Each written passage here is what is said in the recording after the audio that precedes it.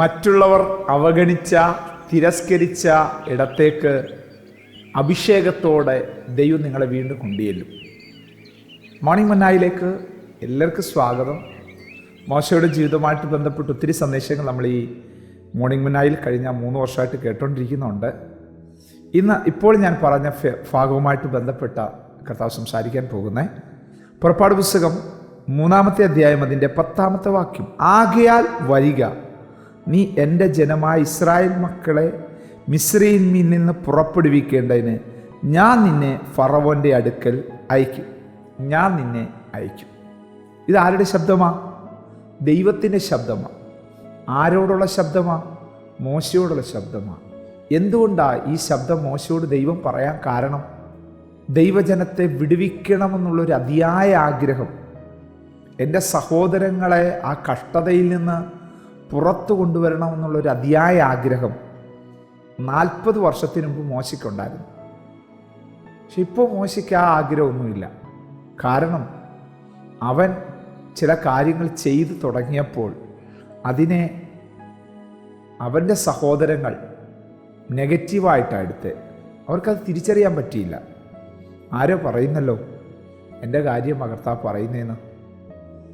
ശരിയാ അല്ലേ? വളരെ പ്രാർത്ഥനയോടെ മറ്റുള്ളവരുടെ നന്മയ്ക്ക് വേണ്ടിയാണ് നിങ്ങളിൽ പലരും അത് ചെയ്തത്.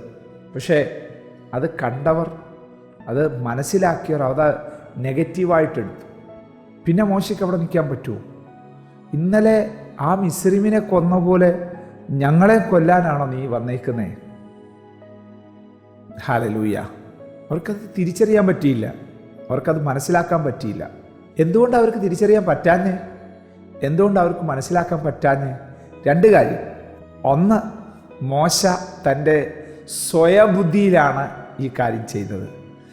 2, അവർ അതിനെ മാനുഷികമായിട്ടാണ് മനസ്സിലാക്കിയത്.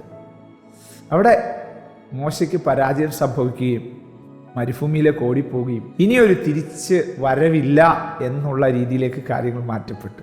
പക്ഷെ ദൈവത്തിൻ്റെ പെർഫെക്റ്റ് പർപ്പസ് ഇവൻ്റെ മേൽ കിടക്കുക. മോശ ജനിച്ചപ്പോൾ തന്നെ ദിവ്യ സുന്ദരനായിരുന്നു. ഒരു ദൈവീക ഫേവർ ഇവൻ്റെ മേൽ കിടക്കുക. ഇപ്പം അവനിലൂടെ അല്ലാതെ വേറെ ആരിലൂടെയും ഈ ദൈവപ്രവൃത്തി നടക്കുമോ? നിങ്ങളുടെ തലമുറകളുടെ മേലുള്ള ദൈവത്തിന് പർപ്പസ് ഉണ്ട് കേട്ടോ. ഇനി എനിക്ക് പറ്റത്തില്ല എന്ന് പറഞ്ഞിട്ട് ആരൊക്കെ മാറി നിന്നാലും ഇവിടെ വായിച്ച വാക്യത്തിലേക്ക് ആമേൻ, വരിക, ഞാൻ നിന്നെ അയക്കും. ദൈവത്തിൻ്റെ നിയോഗവും ദൈവത്തിൻ്റെ അധികാരവും ദൈവം തന്നായിരിക്കും ഈ കാര്യാദികൾക്ക് വേണ്ടി നമ്മളെ ഒരുക്കുന്നത്. ആ ഭാഗം പറഞ്ഞ് അവസാനിക്കുമ്പോൾ നമുക്ക് കാണാൻ കഴിയുന്ന ഏറ്റവും വലിയ പ്രത്യേകത, മോശ ആ ദൈവിക അധികാരത്തോടുകൂടെ, ആ ദൈവിക അഭിഷേകത്തോടുകൂടെ മിസ്രയീമിലേക്ക് തിരിച്ചു ചെന്ന് തൻ്റെ സഹോദരങ്ങളെ, തൻ്റെ പ്രിയപ്പെട്ടവരെ വിടുവിച്ച്, ഫറവോൻ്റെ മേലൊക്കെ ന്യായവിധി വരെ നമുക്ക് കാണാൻ കഴിയും, അവരെ വിടുവിച്ച് പുറത്തു കൊണ്ടുവരുന്നൊരു കാഴ്ചയാണ്. ഈ സന്ദേശം നമ്മളോടാണ് കേട്ടോ. ഇനി എനിക്കൊരു തിരിച്ചുവരവില്ല, ഇനി എനിക്ക് അതിനകത്തുനിന്ന് വേണ്ട, ഒന്നും വേണ്ട കർത്താവ്, മതി മതി എന്ന് പറഞ്ഞ നിങ്ങളോട് തന്നെ കർത്താവ് ഈ സന്ദേശം പറയുന്നത്, നിങ്ങൾക്കതിനകത്തൊരു തിരിച്ചു വരവ് ദൈവം തരും തരും തരും തരും. കണ്ണടയ്ക്കാൻ പ്രാർത്ഥിക്കാം. വളരെ ശാന്തമായിട്ട് കർത്താവ് ഞങ്ങളോട് ഇടപെട്ടു. വളരെ ഗൗരവമേറിയ സന്ദേശം കർത്താവ് ഞങ്ങളോട് ഇടപെട്ടു. ഇന്നുവരെ കാണാത്തൊരു ദൈവപ്രവൃത്തി ഈ സന്ദേശം കേൾക്കുന്ന എല്ലാവരുടെ മേലും വ്യാപരിക്കട്ടെ കർത്താവേ.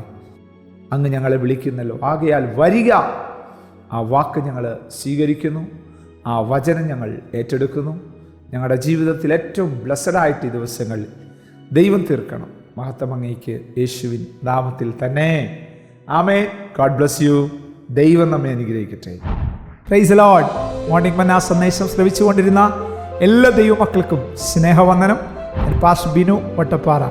ഈ ദൈവവചന സന്ദേശങ്ങൾ തുടർമാനമായി ലഭിക്കുന്നതിനായി 9745600023 എന്ന വാട്സാപ്പ് നമ്പറിൽ ബന്ധപ്പെടാവുന്നതാണ്. നമ്പർ ഒരു പ്രാവശ്യം കൂടി ആവർത്തിക്കുന്നു: 97 45 60 00 23. ദൈവം നമ്മേവരെയും അനുഗ്രഹിക്കട്ടെ. God bless U.